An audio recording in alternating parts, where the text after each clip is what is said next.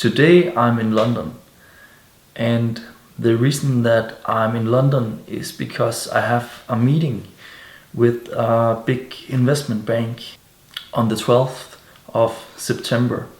So right now I'm preparing for the meeting, and so in this time I don't have so much time to do my vlogs. So sorry for that. Today I just want to talk a little bit about defining yourself as an investor or defining yourself as a trader. Because there is this spectrum where you have the trader in the one end and you have the investor in the other end. The trader is more focused on the short term. The investor is focused on the long term. So what I want to say is that defining yourself is very important. At least that's my opinion, because it makes it so much easier when you have to make decisions, that you have some guidelines, that you can follow at all times. It also makes it easier to focus on what area you wanna study.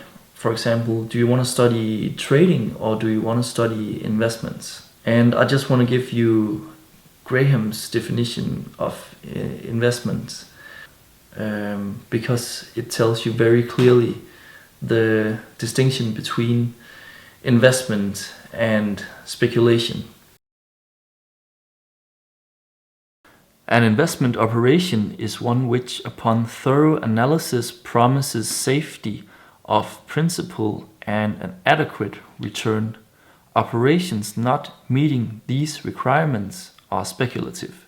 So an investment is something that rests on a thorough analysis. You can only do a thorough analysis if you take your time to research the company that you want to look into. And that's why trading, for example, is more short-term oriented than an investment. Because as a trader you don't have the time to do the thorough analysis, because for example, day trading, you're making a lot of trades every day, and it's simply impossible to do the analysis that it takes to make an investment.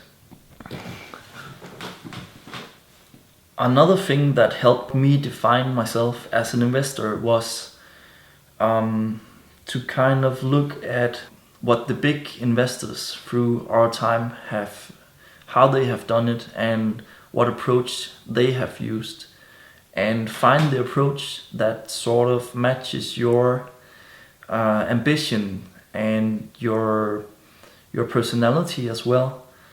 And there are two approaches to value investing. There's one that is called the classic approach, where you have a diversified portfolio of a number of different companies that you own stocks in.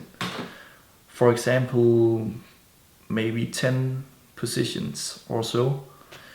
And then there is the contemporary approach, where you have a very concentrated portfolio of very few companies, where you do intense research and you maybe hold 2 or 3 companies.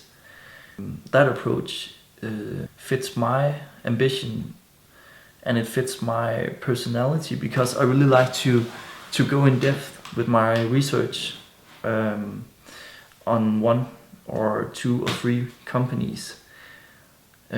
So that's what I've been doing, and that's sort of my value investing path. And let me show you a picture of what it looks like. It's called Value Investing from Graham to Buffett and Beyond. And as you can see here, there are these 2 approaches called classic and contemporary. And then we also have a mix of the 2. And as I explained, the contemporary is where you have a very concentrated portfolio and you really do your intense research. I hope that you can use this information to think about what kind of approach that you want to have